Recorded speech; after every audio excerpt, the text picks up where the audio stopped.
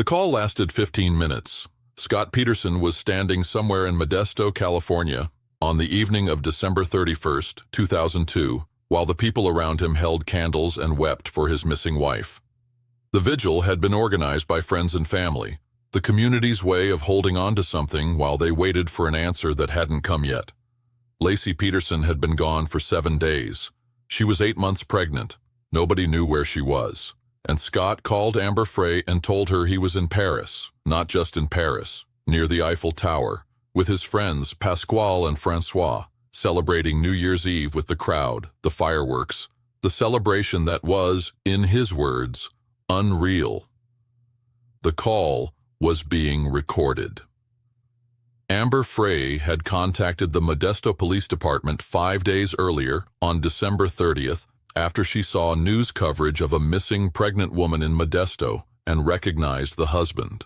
The husband was Scott Peterson, the man she had been dating since late November, the man who had told her he was single, the man who had told her on December 9th, 15 days before Laci disappeared, that he had lost his wife and this would be his first Christmas alone. He had told her his wife was dead before his wife was dead. When Amber called the police tip line on December 30th and began telling the officer on the other end of the line what she knew, she said later that she felt like she was going 100 miles per hour. She was shaking so hard she could barely speak. She couldn't stop trembling.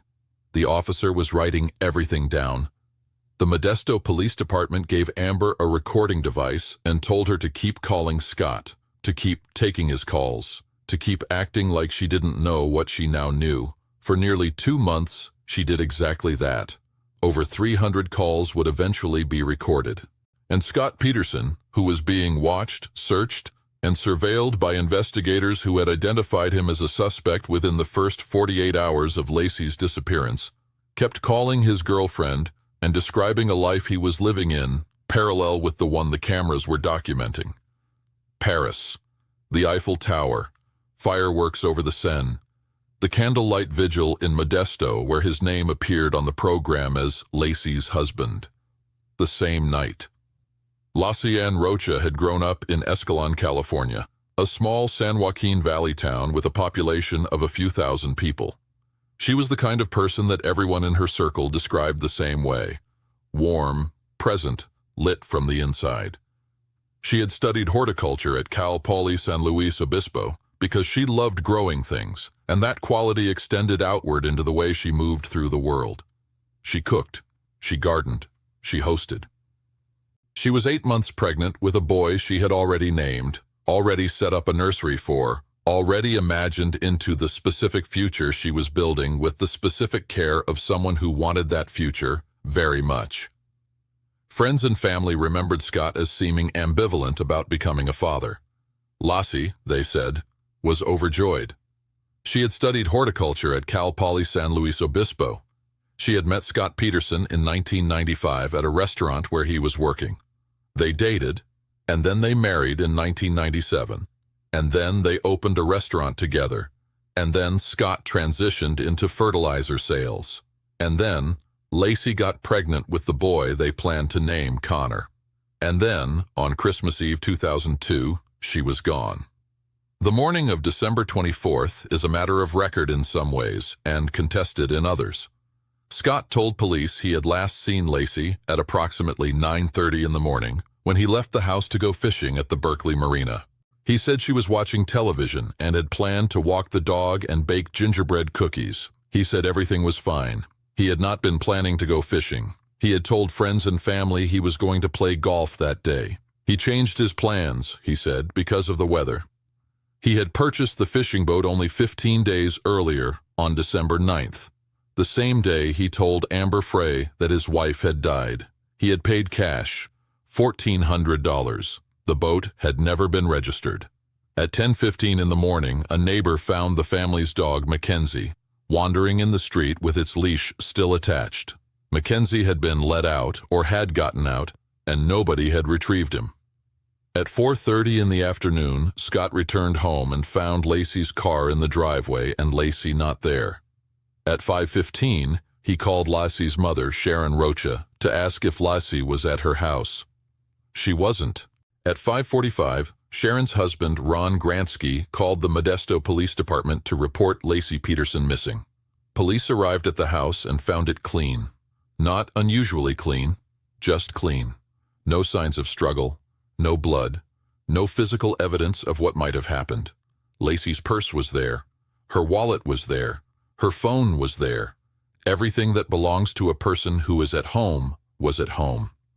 Everything that belongs to Laci Peterson, except Laci Peterson. Detective Al Bracchini arrived that first night and walked through the house with Scott. He noted things. He noted that Scott showed him the home with a quality of distance, not frantic, not devastated, just guided. He noted that when Bracchini mentioned search efforts, Scott asked him, unprompted, whether they had used cadaver dogs. Bracchini said he hadn't, and that he hadn't considered Laci dead yet. He was kind of surprised Scott asked that. In the days that followed, Scott Peterson became the central figure in his own investigation without ever being officially named a suspect. Investigators watched him. They searched his house, his truck, his boat. On the boat he had owned for 15 days and taken, he claimed, to the Berkeley Marina on Christmas Eve morning, they found something inside a pair of needle-nose pliers. A strand of hair. Forensic analysis confirmed it matched Laci Peterson. The K-9 unit that went to the boat ramp at the Berkeley Marina picked up her scent there, at the specific location Scott had described. The evidence was, at that point, almost entirely circumstantial. It pointed. It didn't prove. But then Amber Frey walked into a police station. When she came forward, the investigation changed its shape entirely. Not because Amber had witnessed anything, not because she had physical evidence, but because of a specific conversation that had taken place on December 9th, 2002, 2 weeks before Laci disappeared. On December 9th, the same day Scott bought the boat, he had told Amber that he had lost his wife, that she had died, that this would be his first Christmas without her. He had made himself a widower in a private conversation 2 weeks before Laci vanished, and the person he'd said it to had remembered every word. When investigators heard this, the timeline became something different. December 9th was not a date that previously had significance in the investigation. It was just a Tuesday. But if Scott had told his girlfriend his wife was dead on December 9th, then either the death he was describing had already happened, which was not the case, because Laci was alive and photographed on December 14th at a Christmas party with Scott. Or he had told Amber something about the future, something he hadn't done yet but already knew the shape of. And on December 9th, the same day he told Amber his wife was dead, Scott Peterson had paid $1,400 in cash for a fishing boat, a boat he had never registered, a boat he claimed to have taken to the Berkeley Marina on Christmas Eve morning. He paid cash because, one could argue, cash doesn't leave a trace in a joint bank account. He chose that particular marina on that particular morning in a location that would place him 40 miles from Modesto while his wife was last seen alive. The prosecution would later argue that December 9th was the day Scott Peterson began executing a plan. The defense would argue it was a coincidence. The jury heard both arguments and returned a verdict. The police gave Amber a recording device. She started returning Scott's calls. The recordings that followed are not dramatic in the way that television courtroom moments tend to be. There is no shouted confession. There is no moment where Scott breaks and says the thing he's been holding back. What there is instead is something more unsettling than that. A man who sounds completely normal. A man who is warm on the phone, who asks about Amber's daughter, who talks about the future, about travel, about what they might do together when things settle down, who calls her on New Year's Eve and describes Paris with the specific detail of someone who has been there, or someone who has prepared. Near the Eiffel Tower, the crowd is huge, fireworks, the celebration is unreal. 10 minutes before the call ended, a candlelight vigil for Laci Peterson began in Modesto, California. Scott Peterson was listed as her husband on the program. In January 2003, Amber confronted Scott directly in one of the recorded calls. She asked him what he had meant when he said he had lost his wife. She had told him that on December 9th, and now, all of a sudden, his wife was missing. Was he kidding her? Did he hear her? Scott said he did. He said he knew she deserved an explanation. He said he wanted to give her one. He said he couldn't. Not now. He said she didn't understand. She pushed harder. She told him she had told him December 9th. She told him the date. She wanted to know what exactly he meant by lost. Scott said, I did. I don't know what to say to you. He said you don't understand. He said he was destroyed. The media had been hunting him. He was destroyed. And the call continued, warm and ordinary and unresolved, the explanation never arriving, the conversation moving on to other things. The recordings were played in their entirety at trial. Jurors listened to more than 300 calls between a man and his girlfriend, recorded over 2 months, while a search for his missing wife was being conducted around him. What those recordings showed was not guilt in any single statement. They showed something more difficult to quantify, the texture of a man managing 2 realities simultaneously, and doing it with a quality of ease that, in the context of everything else, became one of the most damning things in the case. He never gave her the explanation.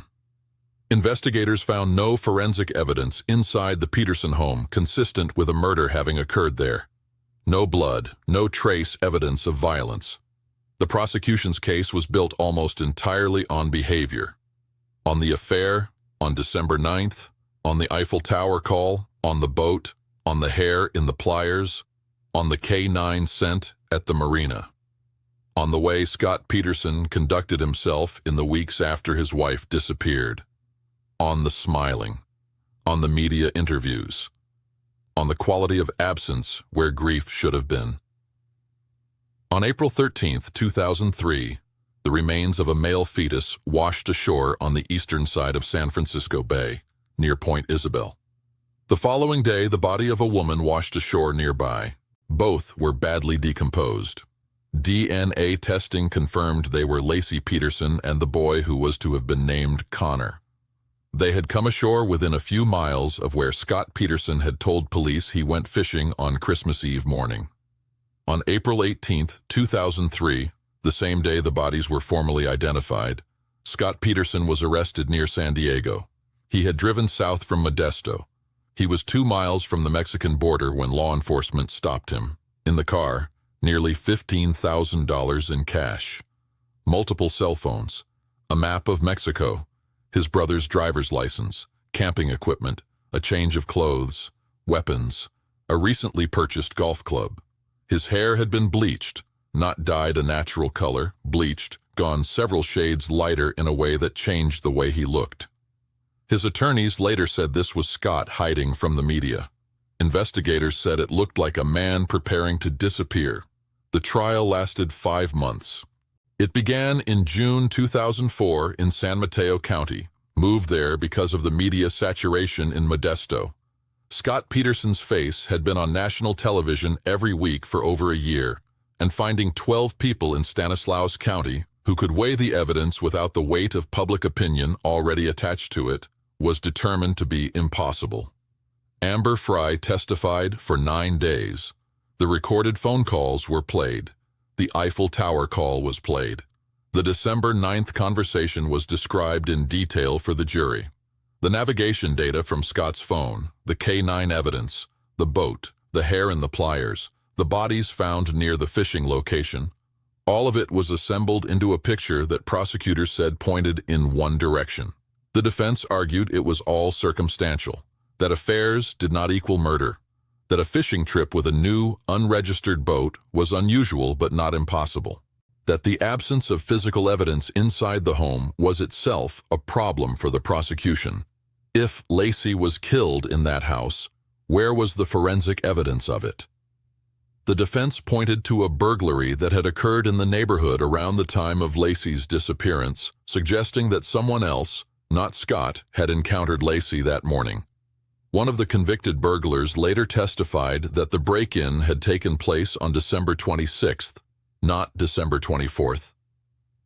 That testimony undermined the defense theory, but it remained part of the appeal arguments that Scott Peterson's supporters would make in the years that followed.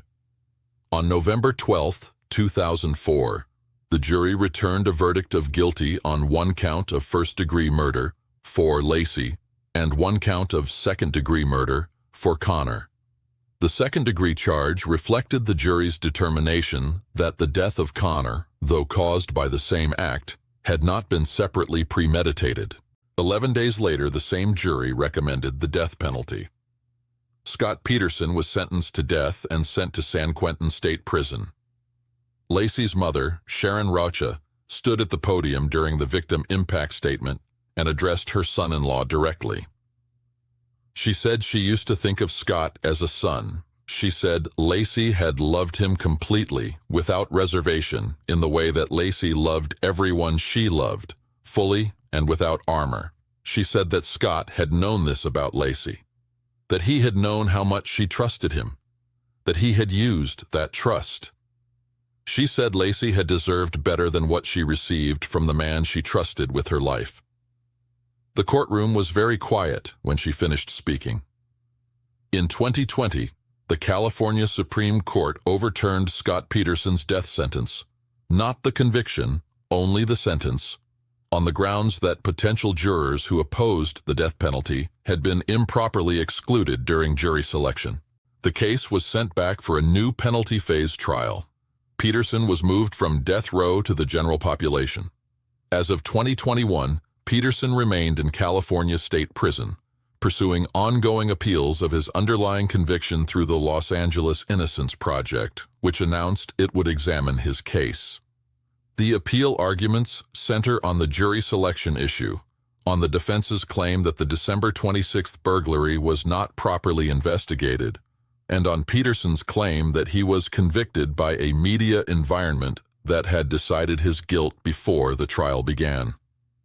His supporters have argued that the conviction was built on circumstantial evidence and public outrage rather than forensic proof.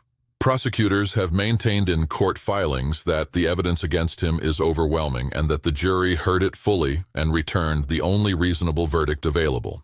The broader question the case raised, and has continued to raise through every appeal, every documentary, every long-form investigation, is about the nature of behavioral evidence.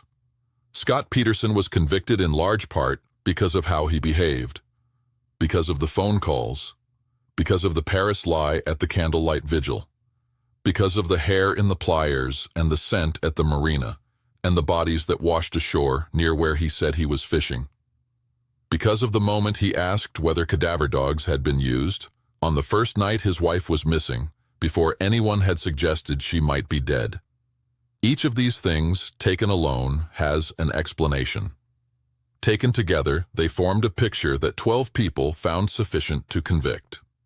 Whether that picture represents the truth is the question Scott Peterson has been asking in various forms from a California prison cell for over 20 years. Laci Peterson's mother still lives in California. She has spoken publicly about her daughter many times in the years since the trial. She has described a woman who was full of love and plans, and the particular kind of happiness that comes from knowing what you want and being in the middle of building it. She has described what it felt like to discover that the man who sat beside her at the press conferences and the vigils and the search operations was the man investigators believed had done this.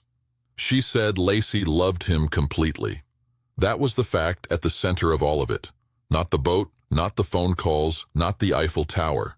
The fact that a woman who was 8 months pregnant and preparing for Christmas and building a nursery and naming her son had loved the person sitting across from her at dinner without knowing what he was holding. And he had sat across from her and called her mother and gone to her vigil with a candle and given television interviews asking for her safe return and called Amber Frey from the parking lot while the crowd held their flames in the cold California night.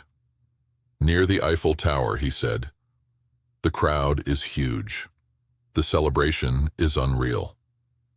Scott Peterson asked Amber Frey on December 23, 2002, the day prosecutors believe he killed his wife, whether they should speak to a doctor about a vasectomy. He wanted to discuss it. He thought they should make an appointment. The following morning, he went to the Berkeley Marina. He said he'd been fishing.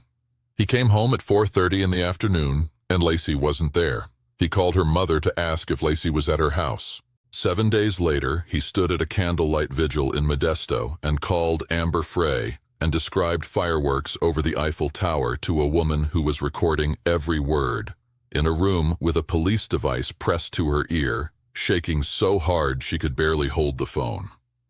"The crowd is huge," he said. "The celebration is unreal.